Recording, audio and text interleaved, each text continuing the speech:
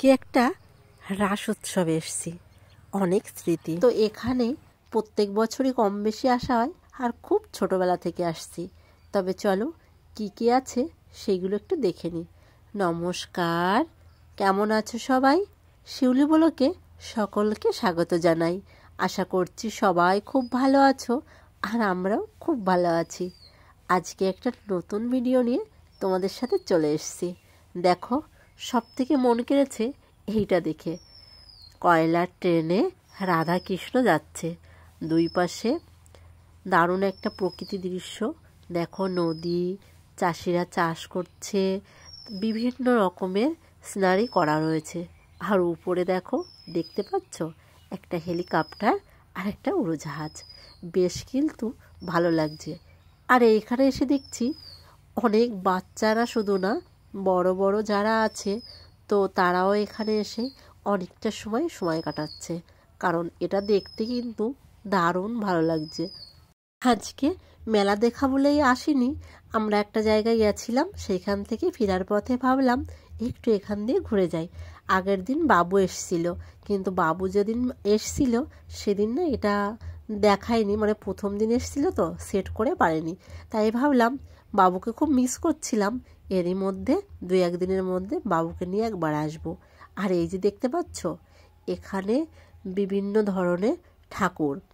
আমাদের বাঙালিদের তো অনেক ঠাকুর, তো এইখানে তাই প্রচুর ঠাকুর আছে। আর এই জায়গা আছে যেহেতু রাসযাত্রা, তো এখানে আছে রাধা কৃষ্ণ, আর এই পাশে অষ্টসখীরা। কি দারুণ লাগছে। আমরা যখন ছোটবেলায় এসেছিলাম তখন কিন্তু এই মন্দিরটা ছিল না, এই কিছু বছরই হয়েছে মন্দিরটা হয়েছে। আর প্রত্যেক বছর যত দিন যায় তত তো সুন্দর এবং আরও উন্নতি করার চেষ্টা করে। তো এবারও দেখছি খুব সুন্দর করে মন্দিরটা সাজানো হয়েছে। প্যান্ডেলের মধ্যে যতটা সুন্দর করা যায় তখন তো করতো, এখন মন্দিরের ভিতর অনেক সুন্দর করেছে। চলো এবার যাচ্ছি আমরা মেলার মাঠে। রাস্তার পাশে যে মাঠটা, সেই মাঠটায় হয় ওই মন্দিরটা আছে একটা স্টেজ করা, যেখানে অনুষ্ঠানগুলো হয়। বিভিন্ন ধরনের সিনেমার লোকজন আসে, সিরিয়ালের লোকজন আসে। আর ওই যে দেখলাম কয়লার গাড়িতে রাধাকৃষ্ণ, ওইটা করেছে। আর পুরো মাঠটা ফাঁকা, অনুষ্ঠান করার জন্য রেখে দিয়েছে।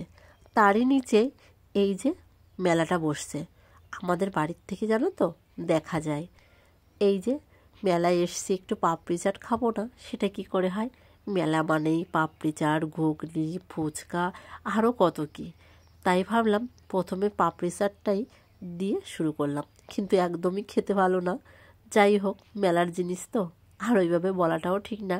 আর এই যে ফুচকার দোকানগুলো বসেছে, আর এইদিকে বিভিন্ন লেডিস ব্যাগ, বাচ্চাদের অনেক ব্যাগ, বিভিন্ন দেখো ডিজাইনের। আর এইদিকে হচ্ছে ঝাড়বাতি, তারপর প্লেট, মানে সংসারের যাবতীয় সব কিছুই মোটামুটি পাওয়া যায় রান্নাঘরের বা ঘর সাজানোর জন্য। এখান থেকে ভাবছি কিছু জিনিস নেব, কারণ কখনো কখনো রান্নার জন্য আমার দরকার হয়, তো তার জন্য ভাবছি এখান থেকে কিছু জিনিস নেব। দেখো কি সুন্দর প্লেটগুলো লাগছে, তাই না? অসাধারণ। আমাদের বাড়িতেও প্রচুর আছে, তারপরেও ভাবলাম এই কালো প্লেটটা দেখে আমার খুব পছন্দ হয়েছে। জিনিস যখন রান্না করি বা বানাই তখন কালো প্লেটের দরকার হয়, সাজানোর জন্য দেখতে বেশ ভালো লাগে।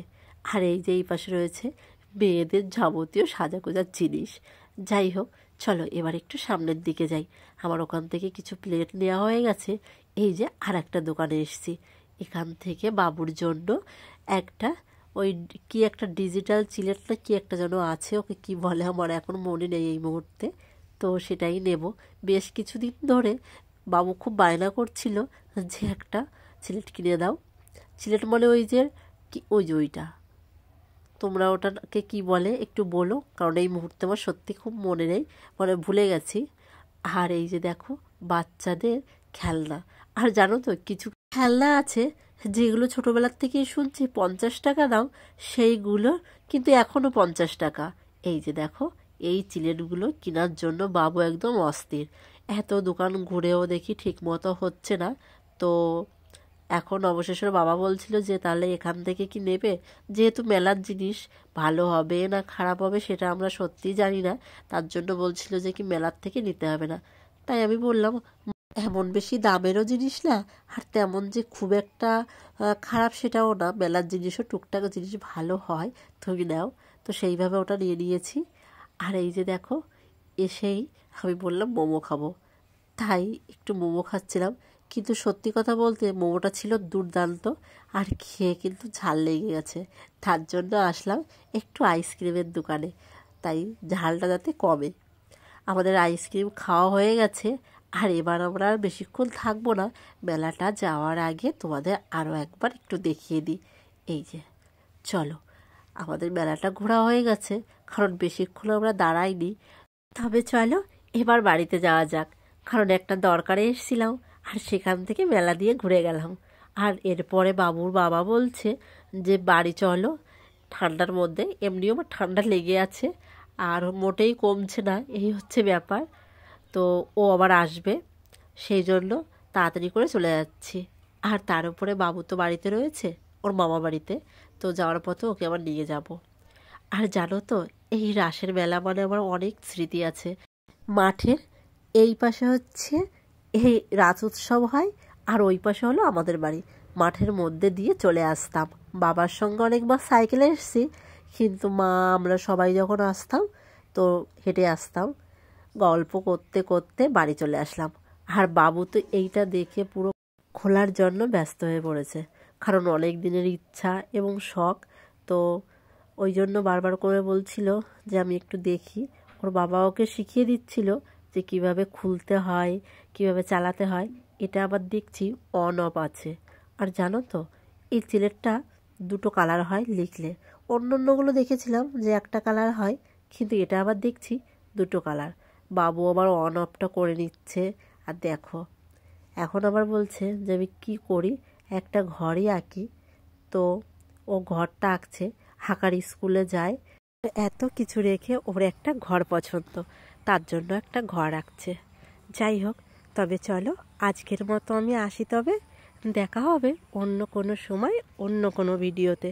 ততক্ষণ সবাই ভালো থাকবে, নিজেদের খেয়াল রাখবে, আর ভিডিওটা ভালো লাগলে একটা লাইক দিয়ে পাশে থাকবে। দেখা হচ্ছে পরবর্তী একটা ভিডিওতে। টাটা।